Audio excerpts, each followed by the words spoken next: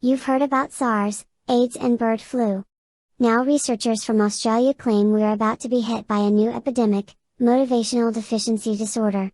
According to the British Medical Journal, 1 in 5 people are said to suffer from motivational deficiency disorder, or MODD, and most don't even know they have it. Symptoms include being unable to get out of bed in the morning, being trapped on the couch. There are some million cars in America, million cars in the country with just over a million people. And most of those vehicles, of course, are gas-powered. This poses a huge challenge given the limited supplies of oil and the growing urgency of the global warming crisis. But there is good news, according to our guest today. And that is we have the know-how and the technology to build sleek, fast automobiles that don't use gasoline. These vehicles of tomorrow are powered by hydrogen, electricity, biofuels, and digital technology. And they already exist. So what's stopping us from putting them on the roads? Our guest today will help answer that.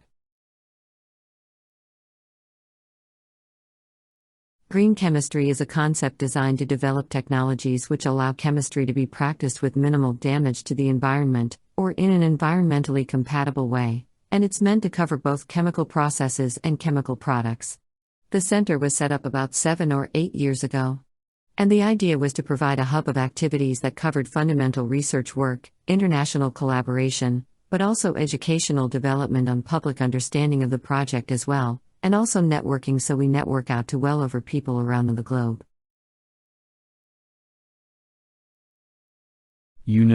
Without getting into the details of exactly how that happened or how she got it out, let's just say it was a bad situation. And she panicked because, like for many of us, her phone is one of the most used and essential tools in her life. But, on the other hand, she had no idea how to fix it, because it's a completely mysterious black box. So, think about it, what would you do? What do you really understand about how your phone works? What are you willing to test or fix? For most people, the answer is, nothing.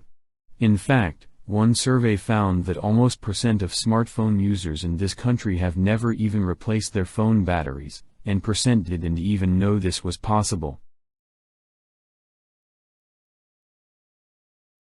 The Earth is warning. Almost all the Arctic summer ice may have melted by the end of the century, claims the Intergovernmental Panel on Climate Change, the IPCC.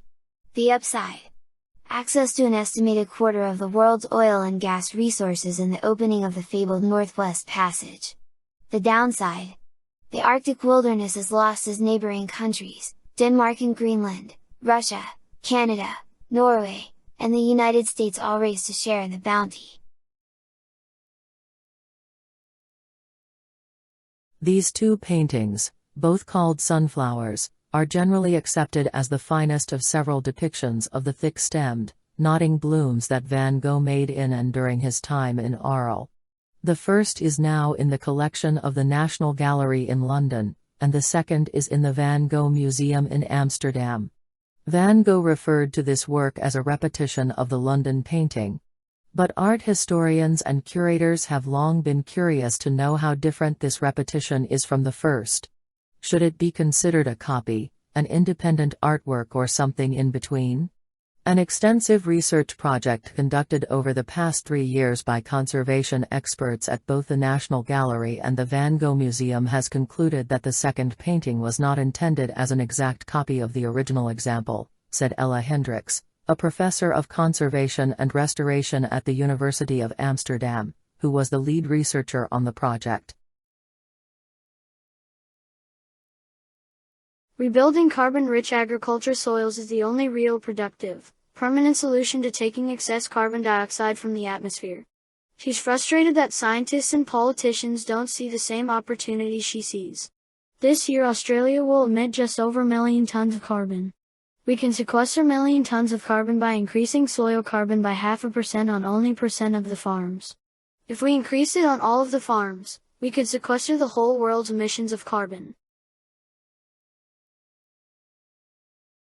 Why do we need more entrepreneurs right now? The entrepreneurs who create and run our businesses, who play by the rules, are in fact critical to our success as a nation. We need them especially today. Business, not government, will end this recession. Government must help by creating fair rules, sound monetary policy, and by protecting our fellow citizens in periods when they are jobless. We have to make way for the new entrepreneurial firms that will push us to frontiers of innovation. What is nanotechnology? Well, a report that was put together by a combination of the Royal Society and the Royal Academy of Engineering that came out last summer identifies two topics. Nanoscience is the study of phenomena and the manipulation of materials at atomic, molecular and macromolecular scales, where properties differ significantly from those at a larger scale. Nanotechnologies are the design, characterization, production and application of structures, devices and systems by controlling shape and size at the nanometer scale. So I'll talk a little bit more in a moment about what a nanometer is, but loosely speaking, people think of nanotechnologies as being a sort of 100 nanometers or less. Financial markets swung wildly yesterday in frenzied trading market by further selling of equities and fears about an unraveling of the global carry trade. At the same time, trading in the European credit markets in London was exceptionally heavy as traders frantically reassessed their appetite for risk, prompting wild swings in the prices of the key derivatives.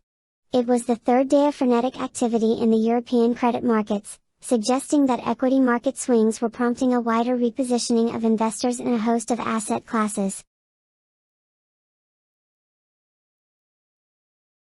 For many years, the favorite horror story about abrupt climate change was that a shift in ocean currents could radically cool Europe's climate. These currents, called the overturning circulation, bring warm water and warm temperatures north from the equator to Europe. Susan Luzier, an oceanographer at Duke University, says scientists have long worried that this ocean circulation could be disrupted. Along the way, we have built unashamedly beautiful buildings, two of which have won and been runner-up in the prestigious United Nations World Habitat Award, the first time an Australian building has received that international honor.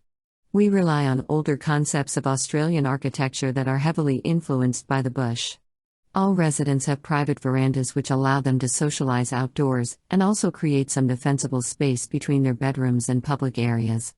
We use a lot of natural or soft materials and build beautiful landscaped gardens. In animals, a movement is coordinated by a cluster of neurons in the spinal cord called the central contract pattern generator, CPG. This produces signals that drive muscles to contract rhythmically in a way that produces running or walking, depending on the pattern of pulse.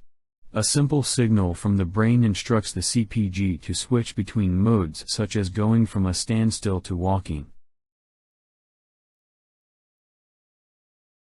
Lawrence Stephen Lowry RBSRA was an English artist.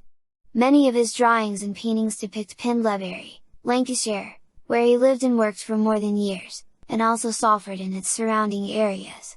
Lowry is famous for painting scenes of life in the industrial districts of northwest England in the mid-0th century. He developed a distinctive style of painting and is best known for his city landscapes peopled with human figures often referred to as matchstick man. He painted mysterious unpopulated landscapes, brooding portraits and the unpublished marionette works, which were only found after his death. Now that story's been scotched as only part of contingency planning.